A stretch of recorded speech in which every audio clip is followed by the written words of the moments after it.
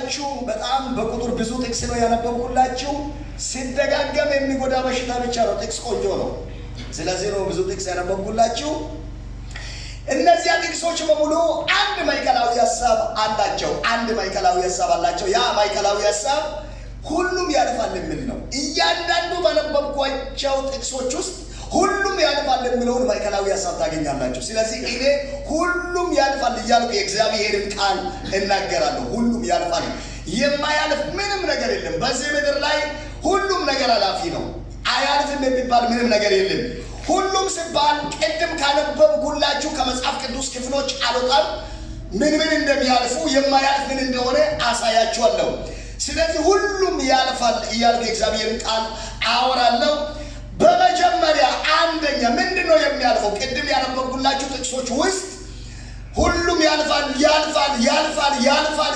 የሚሉ ሐሳቦች በተደጋጋሚ ሁሉም እያንዳንዱ ያነበብኳቸው ጥቅሶች አሁን ደግሜ ያሳያችኋለሁ ሌላ ነገር ያወሩ መሃል ላይ ያልፋል የሚለው ነገር ይጨምራሉ ሁሉም ያልፋል የሚለው ነገር ይጨምራሉና እነዚህ ነገሮችን አሳያችኋለሁ ምንድናቸው የሚያልፉ የሚያልፉ ምንድናቸው የማያልፉስ ምንድነው የማያልፉን መጨረሻ ላይ ያሳያለሁ አሁን ግን የሚያልፉ ነገሮችን ልንገራችሁ አንደኛ ባለጠግነት ያልፋል ኢዮብ 20:28 ላይ በተነበበው ቃል እንዲህ ነው የሚለው የቤቱ ባለጠግነት ይሄዳል በቁጣው ቀን እንደ ፈሳሽ ውሃ ያልፋል ይላል የቤቱ ባለጠግነት ይሄዳል በቁጣው ቀን እንደ ፈሳሽ ውሃ ያልፋል ይላል ኢዮብ የቤቱ ባለጠግነት ይሄዳል የሚለውን ነገር አይቶት ቀምሶት በነገሮች በሀብት ታዋቂ ነው መልሶ ሀብት ሲከዳ ያየ ሰው ነው ከህይወቱ ካየው ከጨበጠው ከዳሰሰው ነገር ነው የምናገረው ለምሳሌ ሁላችሁም እንደምታውቁት የኢዮብን ታሪክ ምዕራፍ 1 ጀምራችሁ የኢዮብን መጽሐፍ ስታነቡ በቀላሉ 7000 በጎች በዚያ ዘመን 3000 ግመሎች 500 ጥማድ በሬዎች 500 እንስት አህዮች የሚወልዱ እንደማለት ነው እንስት አህያ ማለት ሴት አህዮች 500 ካሉ ወንድ አህዮች እንግዲህ ቁጥር የለውም እነዚህ ንብረቶችን የሚያሰማሩ በጣም ከቁጥር በላይ የሆኑ የቤት ሰራተኞች 3 ሴቶች ልጆች 7 ወንዶች ልጆች በአንድ ላይ 10 ልጅ ያለው በዚያ ላይ እግዚአብሔርን የሚፈራ ኦዝ በሚባል ምድር እንደ ኢዮብ እግዚአብሔርን የሚፈራ ሰው የለም የተባለ ከማንም ጋር የማይነጻጸር ጻድቅና እግዚአብሔርን የሚፈራ ሰው ነው እንደምታውቁት በሰራው ጥፋት ሳይሆን ከዕለታት አንድ ቀን እግዚአብሔር ራሱ የምታመንባቸው ልጆቹን እያደነቀ እያወራ ያለ ሰይጣን ይመጣል ከመካከላቸው ሲቆም እግዚአብሔር ሰይጣንን ከወዴት መጣ ዓለምን ዞሬ ነው አለ የእግዚአብሔር ጥያቄ እንግዲህ በዞርክበት ሁሉ እንደ ኢዮብ ያለውን እግዚአብሔርን የሚፈራ ሰው አይተኸው ነበር ወይ ነው ሰይጣን ቀናና ኢዮብ እኮ አንተን የሚፈራ በነፃ አይደለም በከንቱ አይደለም በነገር ሁሉ ባርከህለታል ነገሮች በስተውለታል የሌለ ነገር የለም ሁሉ ነገር አለው ሆኖለት ነው ተሳክቶለት ነው ቤቱን ንብረቱን ነገሩን ጠብቀህለት ነው እንደዚህ ባታደርገው ኖሮ እሱ እኮ ኢዮብ አንተን ይሰድብ ነበር ይለዋል እግዚአብሔር ኢዮብን መቼም አይሰድበኝም እስቲ ሞክረው እሱን አትንከው ለሱ ያለውን ሁሉ አጥፋ ነው ታሪኩን እንደምታውቁት በአንድ ቀን ሁሉም ነገር አለቀ 7000 በጎች ከሰማይ እሳት ወርዶ በላቸው 3000 ግመሎችን ከሌላ አገር አደጋ ጣዮች መጥተው ወሰዱበት ሰራተኞችን ገደሉ ሌሎችንም እንደዚያው 3 ሴቶች ልጆችና 7 ወንዶች ልጆች በታላቅ ወንድማቸው ቤት ተሰብስበው ግብዣ እየበሉ አውሎ ንፋስ አመጣ ሰይጣን በላያቸው ላይ ቤትን ደረመሰው ቤቱን አፈረሰ ቤት በላያቸው ላይ ወድቆ ሞቱ አንዳቸውም አልተረፉም በአንድ ቀን ንብረቱን ሁሉ አጣ በአንድ ቀን ልጆቹን አጣ በአንድ ቀን ሰራተኞቹን አጣ በዚያ ሁሉ እግዚአብሔር ሰጠኝ እግዚአብሔር ነሳ አለና እግዚአብሔርን ባረከ በዚህ የተናደደ ሰይጣን እግዚአብሔርን እስካሁንም ኢዮብ ጽኑ ነው አለ። እግዚአብሔር ኢዮብ እስካሁን ኢዮብ ጽኑ የሆነው አካሉ ላይ ምንም አይነት ችግር ስላልደረሰ ነው። የሆነ ችግር በላዩ ላይ ቢደርስማ ወዲያውኑ ይሰድብ ነበር አለው። ነፍሱን አትንካ፣ አካሉ ላይ ሂድና ንካበት ስል ከራስ ፀጉር እስከ እግር ጥፍር ድረስ ያልቆሰለ ቦታ አልነበረም። ቁስል በቁስል ሆነ። በዚያን ጊዜ ሚስቱ ሳትቀር እንኳ ረግመ እግዚአብሔር ሰድበህ ሙት፣ አሁንም በሕይወት ይኖራለሁ ትላለህ፣ አሁንም ተስፋ አለኝ ትላለህ። ያ ሁሉ ኖሮን አጥተናል፣ ንብረት አጥተናል፣ ልጆች አጥተናል፣ ባሏችንን ቃልተናል። ይሄ አንተ አሁንም እግዚአብሔር ትላለህ፣ ከዚህም በኋላ በሕይወት ይኖራለሁ ብለህ ተስፋ አትቆርጥም እንዴ አለችው። ኢዮብ እንዲህ አለ፣ አንቺ ሴት ከሰነፍ ሴቶች እንደ አንድ ታወራሽ። ከእግዚአብሔር እጅ መልካምን እንድትቀበልን ክፉንም ቢሆን መቀበል አለብን። ተዘጋ ምዕራፉ 42ኛ ምዕራፍ ላይ እግዚአብሔር ሁሉን ቻይ እንደሆነ ሐሳቡም ከቶ የማይከለከል እንደሆነ በእውነት አወቅሁ አለ።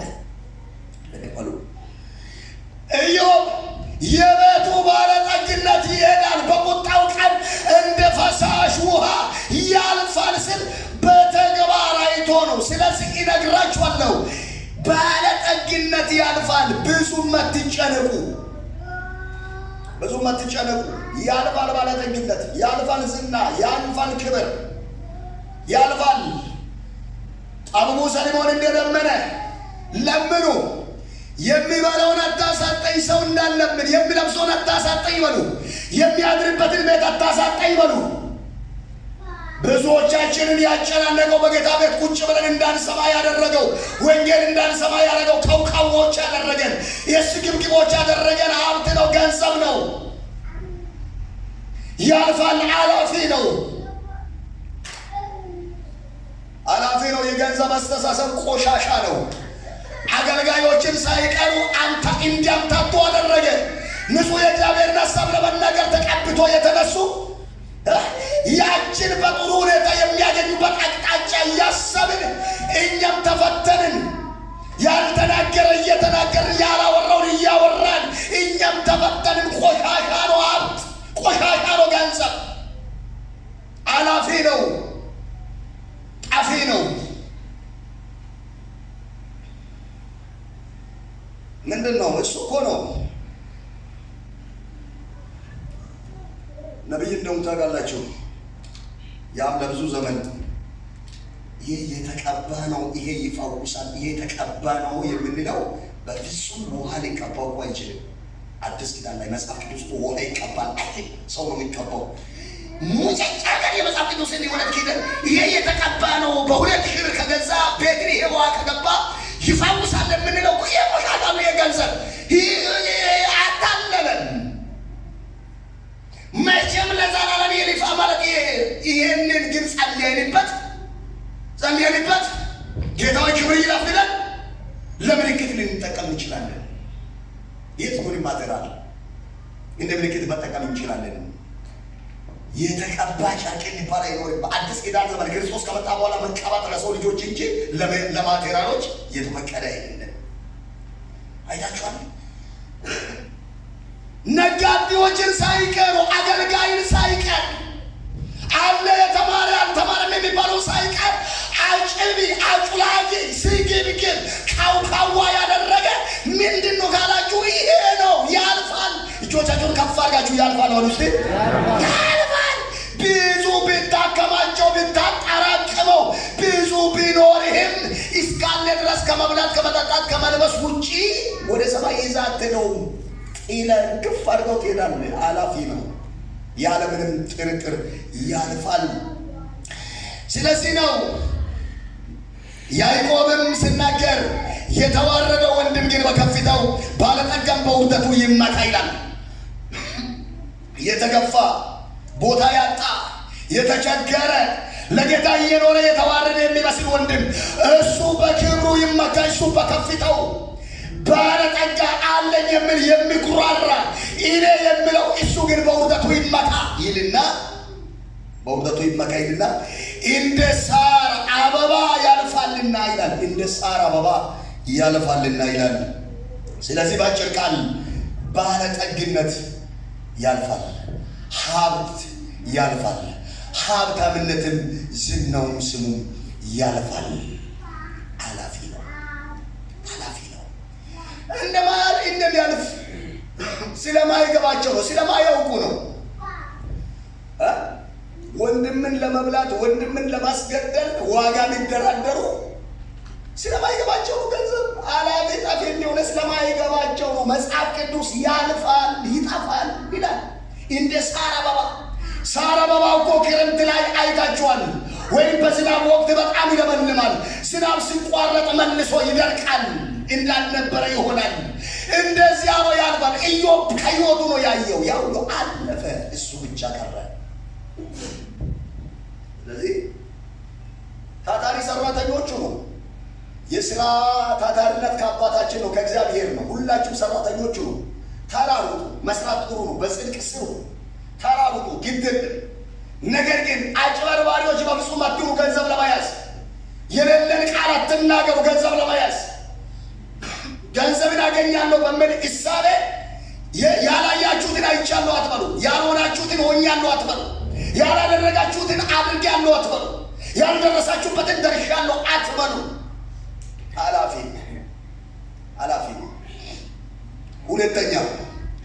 ሁለተኛ መጽሐፍ ቅዱስ ያልፋል ብሎ ከተናገራቸው መካከል የሰው ዕድሜ ያልፋል ነው ያለው። የሰው ዕድሜ ያልፋል። መዝሙር 90 ቁጥር 10 ላይ የዘመኖቻችን ዕድሜ 70 ዓመት ቢበረታ 80 ዓመት ቢበዛ ግን ድካምና መከራ ነው፣ ከኛ ቶሎ ያልፋልና እኛም እንገሰጻለንና ይላል። ተመልከቱ፣ የሰው ዕድሜ ያልፋል። ምንድነው ያለው? የዘመኖቻችን ዕድሜ 70 ዓመት ነው አለ። ከ70 እምቢ ብሎ በርትቶ ካለፈ 80 ዓመት ነው አለ። ከ70 ካለፈ ግን የድካም ነው፣ የመከራ ነው። ሰውየው በራሱ መውጣት የማይችልበት ነው። በራሱ መግባት የማይችልበት ነው። በራሱ መልበስ የማይችልበት ነው። በራሱ መመገብ የማይችልበት፣ በራሱ መጠጣት የማይችልበት። ሁለተኛ ሕፃንነት። የመጀመሪያ ሕፃንነት ተስፋ ያለው ሕፃንነት ነው። ሁለተኛ ሕፃንነት ተስፋ የሌለ ሕፃንነት። የመጀመሪያ ሕፃንነት አንስቶ ቢሰብር ዕቃ ብጥል ደስ ይላችኋል። አብሶ የውጭ ሰው ካልሆነ በስተቀር ለአባት እናት አንስቶ ሲኒ ቢሰብር ምንም አይደለም፣ ደስ ይላል። ሰበረው ማሙሽ በቃ ትደንግጥ ይባላል። ሁለተኛ ሕፃንነት ላይ በእርጅና ላይ ሰው የሆነ ነገር አይደለም ሰብሮ የሆነ ነገር ሲነገር ራሱ ያናድዳል። አርፈ ቁጭ በል ይባላል። ዝም በይ ደግሞ ይባላል። ተመልሶ ይሶጥ ይገኛል። በራሱ መታጠቅ በራሱ መልበስ የማይችልበት በጣም አስቸጋሪ ዕድሜ። ከ80 በኋላ ያለው ነርቮች ባላንስ መጠበቅ የማይችሉበት፣ የሚርበተበቱበት፣ እጅግ የሚንቀጠቀጥበት ነው። አላፊ ነው። ዕድሜ እንደሚያልፍ ቢያውቁ ሰዎች በወጣትነታቸው እንጣጣ ይሉም ነበር። እንጣጣ ይሉም። መጽሐፍ ቅዱስ ከዕድሜ ጋር ተያይዞ የሚያልፉ ነገሮች አሉ። አንድ ወቅት ላይ ሕፃን ነበር። እዚህ መካከል እንዳሉ ሕፃናት ለንዶ እንዳቀፈችው ሕፃን እኔም በአንድ ወቅት ታቅፌ በእናቴ ጉያ ነበርኩ። ቸርች ምናምን ይዘኝ ትሄድ ነበር፣ ወይም የሆነ ቦታ ይዘኝ ትሄድ ነበር። አሁን በግሬታ ምን ታቀፋለሁ እንዴ? ጌት መጣ አለፈ። ያኔ በአፈር ይጫወት ነበር፣ ሕፃን ነበርኩ። አሁንስ በአፈር ይጫወታለሁ አልጫወትም፣ አለፈ። ያኔ ልጆች ሆነን ተሰብስበን በሕፃንነት በጭራሮ ምናምን ቤት እንሰራለን። ልንሄድ ስንል ራሳችንን እናፈርሳለን። አሁን በጭራሮ ቤት እየሰራን እንጫወታለን፣ ጋሸባቦና እንጫወታለን። በፍጹም አናደርገውም። በሕፃንነት ተደባዳቢ ነኝ። በጣም የምደባደበው ደግሞ ከእኩያዎቼ ጋር ሳይሆን ከትልልቆች ጋር ነው የምደባደበው። ምንድን ነው ያደረገው? መትቻቸው፣ በዱላ መትቻቸው። ትልልቅ ሰዎችን መትቼ እሮጣለሁ። በሩጫ ማንም አይደርስኝም። ሄጄ በሆነ ቦታ ይደበቃለሁ። አሁንስ ደባደባለሁ። ከመታወትም ሰይጣንን እንጂ ሰውን አልመታም። በሕፃንነታችሁ ብላችሁ የምትወዱት ነገር ዛሬ ትሆናላችሁ። አሁን እናት አባት ወይም ወላጆች ያጥባሉ። ካጠቡ ንጹህ ልብስ ካለበሱ በኋላ መልሳችሁ ቆሻሻ ላይ ትንከባለሉ ነበር። ታዲያ ዛሬ እንደዛ ትሆናላችሁ? አትሆኑ። ምክንያቱም ምን ሆነ? ከዕድሜ ጋር አለፈ። እጅግ ከፋሪና አለፈ በል እስቲ። አለፈ። ድገም አለፈ። አንድ ድገም አለፈ በል። አለፈ። እንድታወሩ እፈልጋለሁ። አለፈ። ከዕድሜ ጋር ምን ሆነ? አለፈ። ከዕድሜ ጋር ተያይዞ ሕፃንነት ያልፋል፣ ልጅነት ያልፋል፣ ወጣትነትም ያልፋል፣ ውበትም ያልፋል፣ ደም ግባትም ያልፋል። የተላጠ ብርቱካን ይመስሉ የነበሩ ዕድሜ እየጨመረ ሴት ፊቱ እየተጣጠፈ ይሄዳል፣ ኪስ ውስጥ እየገባ ይሄዳል፣ እየተጨማተረ ይሄዳል። የነበረው ቀጥ ያለው ያማለው የሚባለው ጎበጥ ማለት ይጀምራል። አለባበሱ መበላሸት ይጀምራል። ቄንጠኛ አለባበስ ነው ይለብስ የነበረው እንትን ኮሌታ ማለት ቁልፍ ሁሉ እንደዚህ አዛብቶ መልበስ ይጀምራል። እንትን አድርጎ ማለት ሱሪውን አዙሮ መልበስ ይጀምራል። እንትን አድርጎ ማለት ነው። ቀጥ ብሎ ይሄድ የነበረ ሰውየው ጎብጦ መሄድ ይጀምራል። ያ ነገር ደም ግባት ያልፋል፣ ጉልበት ያልፋል፣ አቅም ያልፋል፣ የሩጫ ብቃት ያልፋል፣ እውቀት ያልፋል፣ ብቃት ያልፋል። የማያልፍ የለም፣ አላፊ ነው። ከዕድሜ ጋር ተያይዞ ያልፋል። እጅን ከፍ አድርግና ሁሉም ያልፋል በለ። ሁሉም ያልፋል። ድገም ሁሉም ያልፋል። ድገም ሁሉም ያልፋል። አላፊ ነው። አሁን ያለህበት ምንም ማንም የማይነካ የሚመስለው ይሄ በቃ ያዘው ሩጠው እንትን በለው ተናገር አውራ እንትን በል አስቀይም እንትን በለው በይ ምናምን የሚለው ዕድሜ የሚያልፍ ነው። በሚያልፈው ላይ የማያልፈውን ብናደርግ ጥሩ ነው። በሚያልፈው ላይ የማያልፈውን ብናደርግ ጥሩ ነው። ኃላፊ ነው። ቅድም ባልኩበት ራሱ ገንዘብ ኃላፊ ነው ስላችሁ ብዙ ገንዘብ አጭቆ ይዞ የእግዚአብሔር ቤት ውስጥ የሚያስፈልገው ነገር ጎድሎት እያለ ለምኑ ሰዎች ላይ ታችሁ ታውቃላችሁ። የሆነ አጋጣሚ ይመጣና ባዶ ሲያስቀረው እሱ ይኩል ይሆናል። ኃላፊ ነው። በጣም ሀብታም የሚባሉ የነበሩ ሰዎች አጥተው አይታቸው አታውቁም? ምንም በቃ በጣም ማለት እሱ የነበረ እኔ ማንንም ስለማላውቅ ነው ይህን በድፍረት የሚያወራው ማለት ነው። አላውቅም የማንም ህይወት ስለማላውቅ ማለት ነው። እንግዲህም ስለው እና የሀገባን ሀብታም ነው የተባለ ሰው በሳሙና ተጣጥቦ ቆሻሻ እንደቤት ከኪሱ ከምኑ ጭልትልና እሱ የሰው አይን ማየት ይጀምራል። ባለው ጊዜ አልሰራም፣ አልተጠቀመም፣ የሚገባውን አላደረገም። ዛሬም በእጃችሁ ባለው ነገር የሚገባውን አድርጉ። አላፊ ስለሆነ ማለት ነው። ዕድሜ የሰው ዕድሜ ያልፋል። 70 ነው 80 ነው አልፎ ከሄደ የድካም ነው ያለ ምንም ጥርጥር ተመልሶ ሕፃን መሆን ነው። ሶስተኛ ያልፋል ካላቸው ነገሮች መካከል ጨለማው ያልፋል ነው ያለው። ጨለማ ያልፋል። ምን ያልፋል? ሁላችሁም እንድትናገሩ አዘዙ። ይደገም የመጨረሻ ይደገም። ጨለማ ያልፋል። ዛሬ ያለው ጨለማ የሚያልፍ ነው። ምንድነው ያለው የመጽሐፍ ቅዱስ ክፍል? አንደኛ ዮሐንስ መልእክት 2:8 ላይ ዳግመኛ አዲስ ትእዛዝ እጽፍላችኋለሁ፣ ይህ ነገር በእርሱ በእናንተም እውነተኛ ነው። ጨለማው ያልፋልና እውነተኛውም ብርሃን አሁን ምን ይሆናል? ይበራል። እውነተኛ ብርሃን አሁን ምን ይሆናል? ድገም። ምን ብርሃን? ድገም። ኢየሱስ ጌታ ነው። እንድገም ለዚህ ልጆቻችሁን ከፍ አድርጉና ጨለማው ያልፋል። ጨለማው ያልፋል። እውነተኛ ብርሃን ኢየሱስ ይበራል በሉ። ኢየሱስ ይበራል። አላውቅም ይሄንን ሐሳብ የጌታ መንፈስ ደገመ። ልጆቻችሁን ከፍ አድርጉና እንዲህ በሉ፣ ጨለማው ያልፋል፣ እውነተኛ ብርሃን ኢየሱስ ይበራል በሉ። ጨለማ ያልፋል፣ እውነተኛ ብርሃን ኢየሱስ ይበራል። አሜን። ምንድነው ጨለማ? ያልፋል። ጨለማ ሰይጣንን ይወክላል። ጨለማ ዓለምን ይወክላል። ጨለማ ዓለማዊነትን ይወክላል። ጨለማ መከራን ይወክላል። ጨለማ ሞትን ይወክላል። ጨለማ ኃጢአትን ይወክላል። ጨለማ ኃጢአተኝን ይወክላል። ጨለማ ክፋትን ይወክላል። ጨለማ ተንኮልን ይወክላል። ጨለማ የትኛውንም አይነት በሰይጣን ቁጥጥር ውስጥ የሚኖረውን ህይወት ይወክላል። ጨለማ ያልፋል ስል መከራ ያልፋል ማለት ነው። ጨለማ ያልፋል ስል አለመሳካት፣ አለመከናወን፣ አለመሆን ያልፋል ነው። ህመም ያልፋል ነው። ጉዳት ያልፋል ነው። ጉድለት ያልፋል ነው። አለመሳካት ያልፋል ነው። ውድቀት ያልፋል ነው። ውርደት ያልፋል ነው። አሜን። ጨለማ ያልፋል ስል እስቲ እጆቻችሁን ከፍ አድርጉና ያልፋል በሉ። ያልፋል። እውነተኛ ብርሃን አሁን ምን ይበራል? ይበራል። አሁን ይበራል። ምንድን ነው? ዳግመኛ ትእዛዝ ጽፌላችኋለሁ። ይህ ነገር በእርሱም በእናንተ እውነተኛ ነው። ጨለማ ያልፋልና እውነተኛ ብርሃን አሁን ይበራል።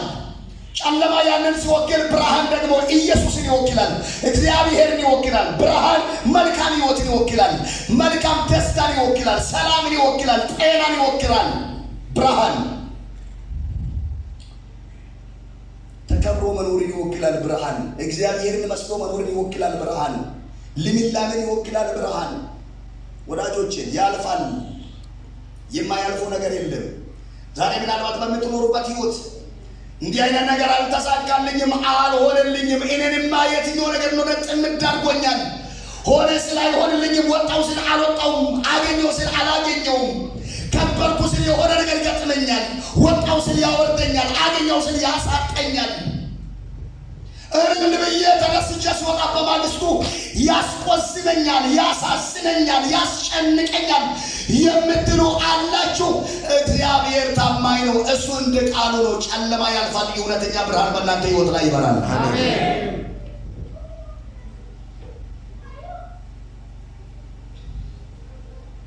የምደረግባችሁ፣ የምመተትባችሁ፣ የምደገምባችሁ፣ የምሰራባችሁ፣ በስማችሁ በታሪካችሁ ላይ የምጣልባችሁ ቆሻሻ ከሰይጣናዊ ዓለም ጋር የተቀናበረ ሰይጣን የምጠቀምባቸው ሰዎች፣ አእምሯቸውን ለሰይጣን የሸጡ ያከራዩ ግለሰቦች በሚያደርጉት ተንኮልና ክፋት ህይወታችሁ በጨለማ አይኖርም። ህይወታችሁ ጨለማ አይሆንም። አምላክ እግዚአብሔር ዛሬ ህዝቤ እንዲህ በላቸው ብለዋል። ጨለማው ያልፋል፣ እውነተኛ ብርሃን ይበራል በላቸው ብሎኛል። አሜን አሜን። መልእክተኛ ነኝ። ኢየሱስ ጌታ ነው። አሜን። አይደለም በዚህ ቤተክርስቲያን፣ አይደለም በዚህ ከተማ፣ በዓለም ላይ ራሱ መልእክተኛና ጊዜያዊ ነኝ። አሜን። ይሄን ነው የሚያምነው። መልእክተኛና ጊዜያዊ ነኝ። መልእክቴ ካለቀ